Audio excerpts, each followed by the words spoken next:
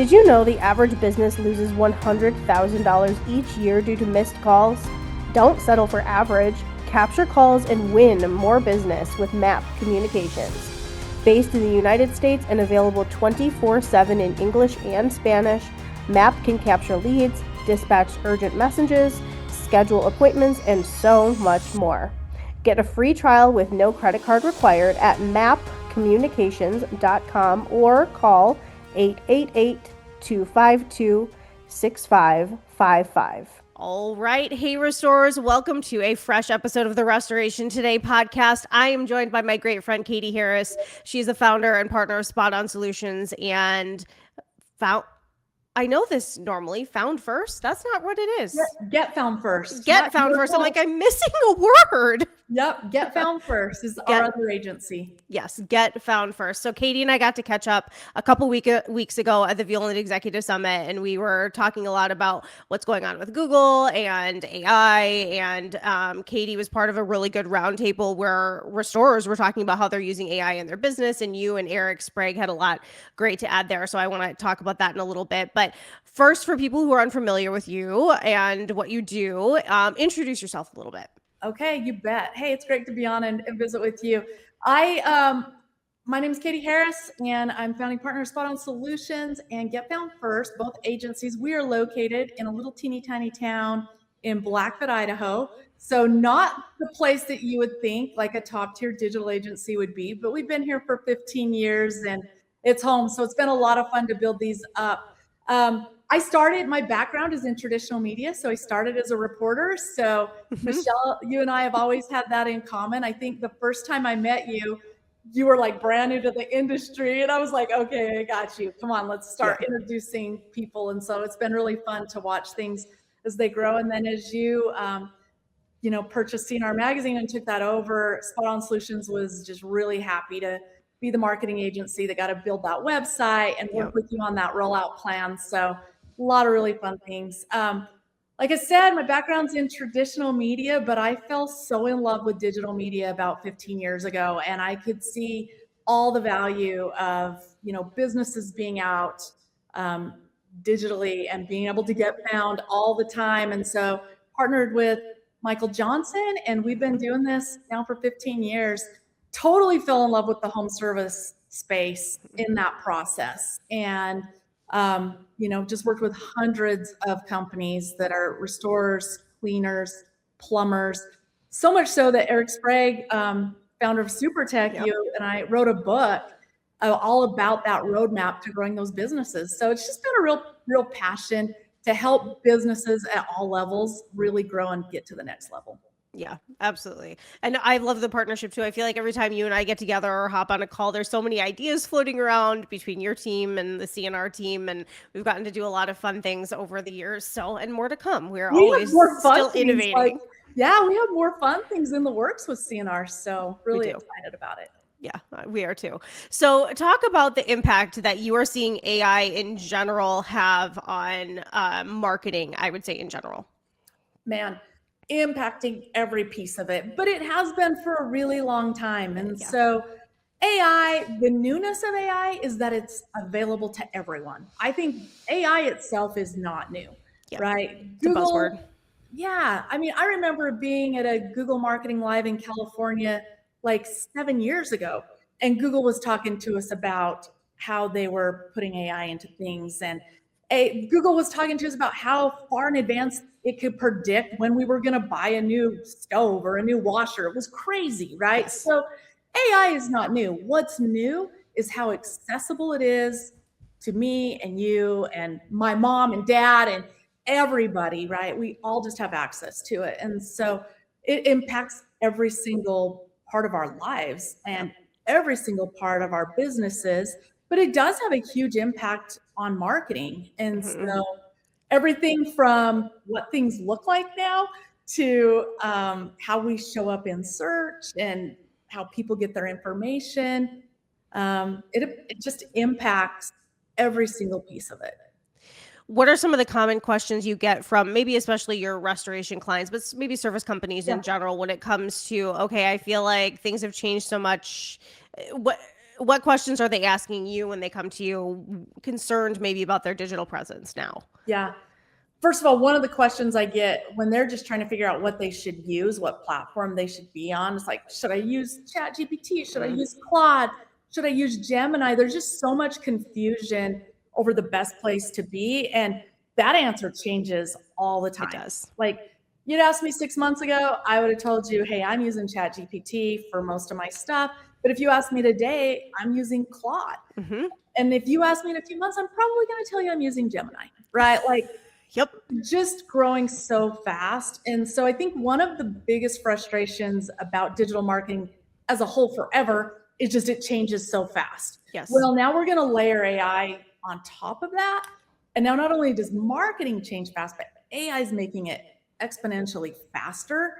And so I think that's one of the hardest things for restorers. Like, restoration is actually slower to adopt a lot of technology than some other home services. And so it becomes, overwhelming, scary. They don't know what to do to stay on top of it. We have a friend. Hi, friend. Luca. I love him. I tried to talk Luca into coming on with You us. did. Before. It's been a long time since Luca made an appearance. I think John Monroe during COVID was the last time he made an appearance talking about Violand. Anyway, continue. I'm honored. So I think that, number one, like, don't get overwhelmed by the speed at which it's going. Just start. Yeah. If you're already in ChatGPT, stay in ChatGPT, but get brave, right? There's start exploring, start trying things, get comfortable with it. It will blow your mind. It is amazingly cool, the things that we can do with it in our businesses. Just get brave. Just start trying things. So I know that you encourage your team to get brave as well, but there's also some guardrails, which I think is something that restoration companies aren't thinking about just yet, is having guardrails and making sure that they're watching what people are able to do, not able to do, keeping data safe, those kind of things. So talk about the guardrails that you have at SOS saying, be innovative, check this stuff out, but also here's some don't do's. Yeah, we had a great roundtable at Violand, and this came up. It's like, hey, what do you do? And I'm like, number one thing that I think everyone should do is you've got to have an AI policy. Just like we have a sexual harassment policy or a social media policy. Guess what? Now every company needs to have an AI policy where you decide what is okay, but more importantly, what is not okay. And this is a living document for us. We are changing this all the time because at first we had a lot of guardrails on it, and we're getting a little bit looser with those as we do it. But for example, like, you have to go through a little bit of a mini course with us before we will pay for your paid subscription to Claude, right? Like, I've got to know that you understand my policy, that you know what to use it for, and you've got some basic understanding. Then you would qualify for a paid subscription, for example. I'm not just going to go pay for everybody and not know your level or that you're even going to adopt it and use it. Another thing that I think is really important in an AI policy is we do not allow you to use AI to automate certain things. So for example, I want you to use AI to write email replies because they're going to sound better. They're going to not have grammatical and spelling errors in them, and it's going to save you a ton of time. I want you to use it for that. I do not allow you to use it to automatically send the email. You have to put your human eyes on it and touch it. And so, restorers, for example, might say, hey, I want you to run an estimate through AI and see what we're missing, what we can learn from it, speed the process up a little bit, but I will not allow you to fully automate that estimate process without having eyes on it. So you've got to decide, where the human factor has to play a part in it. And then I think you've got to make it part of the policy. That makes good sense. And do you try to keep your team to, you said check out different platforms. I think the platforms are interesting, right? Because I think some excel at things that others don't, and they're all growing kind of at different rates but very quickly. You know, you and I were talking about offline, and I was talking to David Grove about this earlier this week, how Gemini's a little behind, but everybody is saying it's going to leapfrog everybody else. So, you know, Anthropic has been ahead on some of the things, and they've had to take down Fable and then bring it back because there were security issues, and then ChatGPT suddenly got really good at the image creation. But now everybody, here's my marketing tip for anybody who's listening: please stop. I know what you're going to say, and I'm going to second it with you. Yes, please stop making your flyers and all of that in there. They look the same as everybody else. Stop doing that, please. Stop it. But you want to know what's so interesting about this is all of a sudden, like we always talk about what is the differentiator in your business? How do you stand out? Well, there's a very clear way to stand out all of a sudden, right? You have got to be true to your brand. Yes. Don't look and sound like everybody else. Like no. Right now, I would say a big marketing tip is I would lean heavy into your brand and who you are. And right now I'm really, really loving top of the funnel. So oftentimes what we do with our clients at Spot On Solutions is we're talking bottom of the funnel. We're like, hey, what makes the phone ring? So that means paid. We're talking like, you know, LSA ads, local service ads, or search ads. We're talking bottom of the funnel a lot that we can directly attribute to phone calls. But right now I'm saying, man, fall in love with top of the funnel. Fall in love with top of the funnel and make your brand stand out, because you can create stuff faster, but don't make it like everybody else's, right? And know who you are. Put content out there in video and blog and social, and put content out there all over the place that is true to your brand, because AI is going to pick that up and you're going to start to really stand out in a pretty meaningful way. So for years, content has been king. Is that still the case? Content is more king now than ever. No. Good content. Okay, hold on. Yep. Content. Not all content is created equal, and I am preaching to the choir when I say this to you. Not all content is created equal. So you can create a lot of content in AI very, very quickly. But that does not mean it is good content. Nope. And so right now, where content is king is, I said queen. Queen is good. I'll take queen. Maybe we ought to just queen. Yeah. Content's queen. Content's queen. But right now, what you need is your content needs to answer questions. Mm-hmm. So there's a really great book by John Maxwell called Good Leaders Ask Great Questions. That applies right now. There's another really great book that is They Ask, We Answer. They Ask, You Answer. That is so true right now. I tell people all the time, I want you to make a list of your most commonly asked questions, right? Whether your techs are getting it, or your estimators, or the people, your CSRs answering the phone. What are your most commonly asked questions? And then I want content about all of that out on some platform, right? I want content that answers questions, because that's where AI is going to start pulling information from. The other place is reviews. I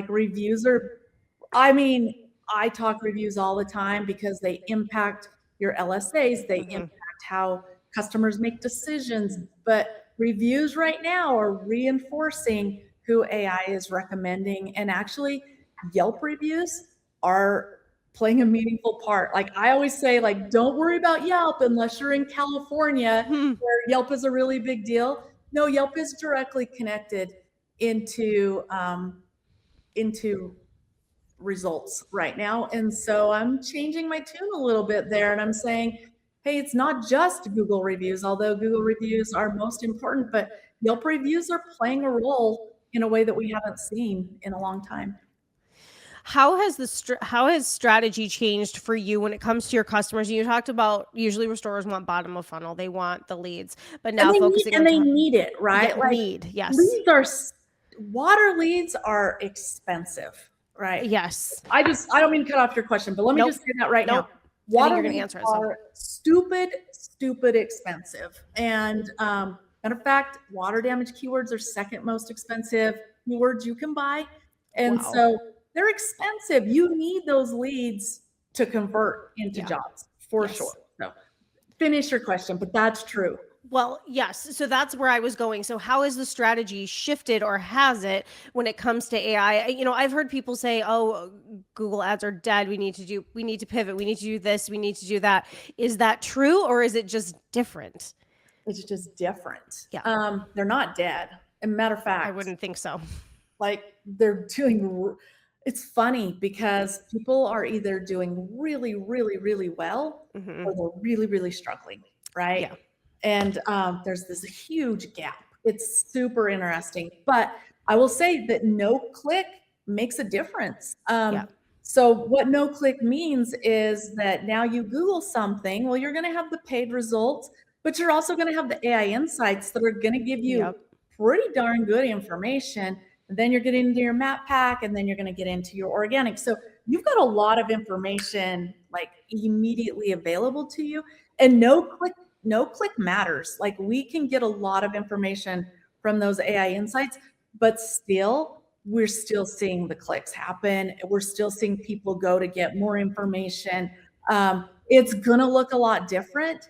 And the thing that gets kind of exciting to me is people are like, what can we expect? What's coming? And I am a really big believer. We don't even know what to expect at this point. I think that, I mean, this is going to make me sound super old, but like when I was in college, right, you couldn't even major in what I do right now. Like people didn't say, like I didn't go to Google to write my papers. I went to the library. Like it just didn't exist. And I couldn't have even imagined what it looks like today, right?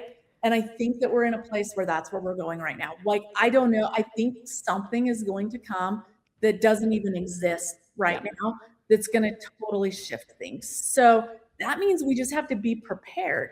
That's kind of takes me back to why I say, like, get brave right now on platforms, because what I want is for people to just open your minds to we're looking at a world that's going to look a lot different. And it's going to happen quickly. And so start opening your mind, being a little bit brave, being willing to pivot, because I think what we're looking at, it doesn't even exist right now. Yeah, that makes good sense. And you're right. And our industry tends to be a little bit slower to adopt. So you don't want to be like it was when, you know, documentation went digital and people got away from paper files, and you don't want to be the last on the curve. Then it's way harder to catch up if you're last on the, especially, I don't know that you can, it'd be very hard to catch up if you get too far behind on this one.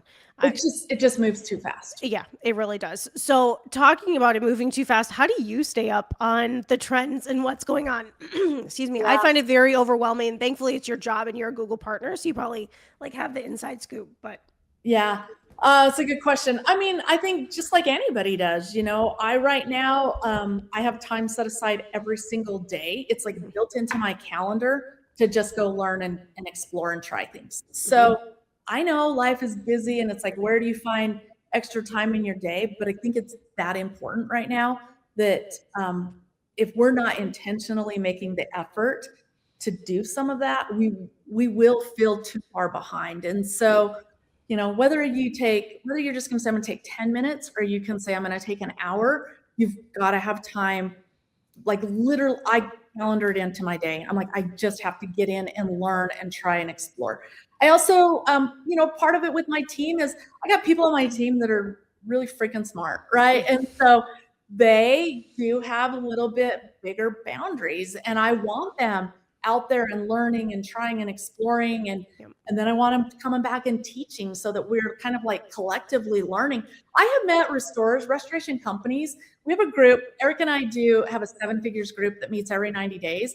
We have companies in there that have really smart people on their team, and they're allowing them to build things out and then help train the team. So you can do it. Like companies can do it.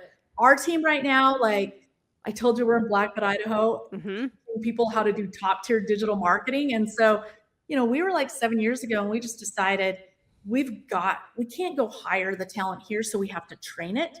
And so Spot On Solutions and Get Found First has a top tier training platform, but we've always struggled to try to make our training fit into other platforms. Well, now we've just built out our very own, and all of our training is within that platform, but also using cloud, we were able to take our trainings and make a game center So now we're gamifying our trainings through our own platform, right? And so we're training our own team, in a variety of ways, because now it's not cost prohibitive.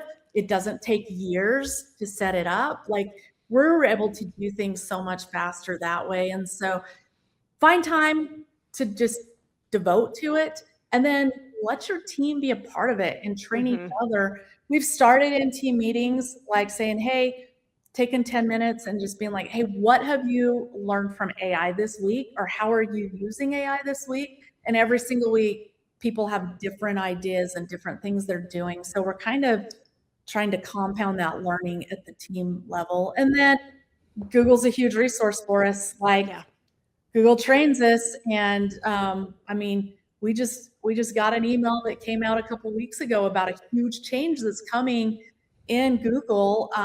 It's out there enough now that it's not top secret, but it's not totally rolled out. But we're ready for it. Where the local service platform, where it's pay per lead, that's rolling into Google's regular platform. My team, like, first thing I did is I went to my team. I'm like, is this a good thing or a bad thing, right? Because I didn't know. I'm like, we're rolling platforms are going to now combine, and you don't have to manage those in two different places.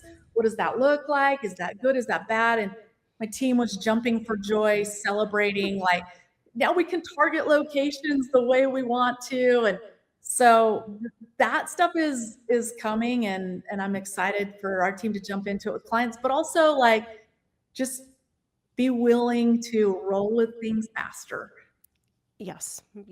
That okay, any final thoughts? I was listening to all that and thinking, I feel like restorers get kind of caught up in this stuff. So you said get curious and just get exploring, get in there. What do you recommend to people who have like digital marketers who are trying to figure out what to do? Is it better to lean into an agency? How do they find help? What do you think?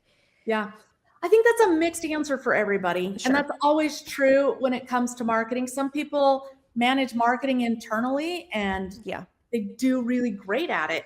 If you're finding that, like, that's just a struggle for you, find an agency that can help with it. I think more and more we're going to be a little bit hybrid, right? Where agencies are going to be a resource, and internally there's going to be more things that they're able to do. There's so many just like small, tedious things that have to be done as part of a marketing campaign, a marketing strategy. Maybe more of those things can be done internally, but maybe that higher level strategic and some of that things you do need an agency for. And so it's a little bit different for everybody, but explore. I think that if you are working with an agency, you should expect full transparency, right? Like, there shouldn't be, I've always believed this, but there shouldn't be golden handcuffs on you. You should have full access to your stuff. You should be able to ask questions, and that agency should be a full partner with you. Michelle, you and I do this all the time with how CNR and Spot On Solutions work, where, we want full transparency into each other so that I know what's a priority to you and I can help your business grow. And you have full transparency into all the resources and views that we have so that you know how that grows. So that's what you should look for and expect if you work with an agency. Yeah, I like that. I agree with that kind of hybrid thought, because it is a lot to keep up on. And I think a local marketer kind of keeping up with the brand awareness and the local events and those kind of things, having somebody to help you on kind of the digital side is extremely helpful. And there are a lot of pivots and changes that need to be made as things are changing, and it's a lot to stay up on. Well, and I think an agency can even direct you a little bit, right? Like, an agency might say, hey, your social looks just like everybody else's social because you just threw that in ChatGPT. Like, maybe chat can make you a great content calendar, but now let's partner up to make your brand really stand out and have a campaign strategy, right? Like, there's things that, like, we're just going to have to start thinking about it a little bit differently. You might say, hey, I put my own content together, but I don't know if this is the right content to show up in AI or rank on Google. And so start thinking about ways that you partner together to just really elevate that whole experience and grow the company. Yeah. Perfect. All right, Katie, anything else that you want to add? We've talked about a lot. Content is queen. That's my takeaway. There you go. That's going to be our thing. Make really great content, right? Get brave and try things. I think that SEO is more important now than ever. We have more clients right now investing in search engine optimization. For a long time, right? Everything is paid ads. Yeah. And people would say, hey, what do I do first? What's top priority? And man, for the last several years, I'm like, if you need to get your phone to ring, the top priority has to be paid. We've got to get you on local service ads and PPC ads. And now I'm putting SEO right side by side with that. And then I'm adding on a whole new thing that we're talking to people about right now, which is I used to say top of the funnel was a lower priority. I think top of the funnel has to be a high priority. Really want people thinking about OTT and YouTube ads, CTV.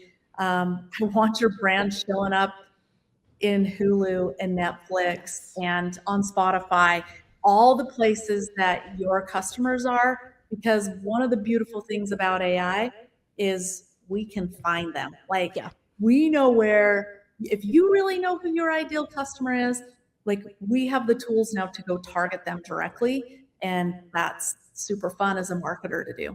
Yeah, absolutely. Okay, one more quick follow-up question that I thought of, and then we really will wrap it up, because I was thinking about, as we were talking about content is queen, does video still outperform written content? How much does video matter now?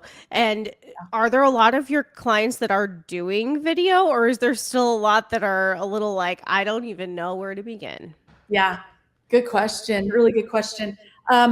Video outperforms like the amount of time people spend watching it. Like there's just millions of hours of stream video right now. And so I think all content has to be multi-purposed. So I want a video, right? This also saves us time. So if I'm going to make a video, I want a transcript of that video, or I want a version of that video that's in written copy that can be indexed and searchable and all of that. Video doesn't always get seen by bots. And so we've got to have a written version of it.